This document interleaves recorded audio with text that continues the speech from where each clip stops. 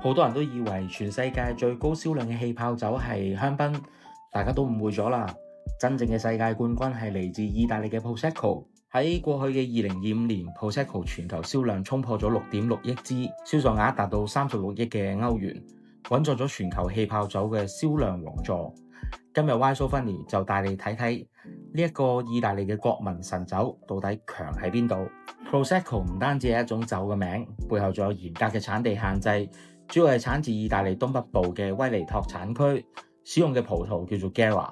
呢一種葡萄天生自帶優雅嘅青蘋果、梨同埋白花嘅香氣。同香檳最大嘅分別，香檳係喺瓶入邊做二次發酵，Prosecco 嘅二次發酵係喺大不鏽鋼槽裡面完成。呢一種嘅方法保留住最新鮮嘅果香，時間短，成本平。亦都可以解釋得到點解佢可以為我哋提供最親民嘅價格。喺意大利 Prosecco 唔單止係酒，而係一種生活態度，不拘小節，不限場地，不分時間，隨手拎起配壽司、炸雞、零食、BBQ、打邊爐都一樣咁 OK。下次同朋友食飯，不妨帶翻一支 Prosecco 啊！你又會攞嚟襯咩食呢？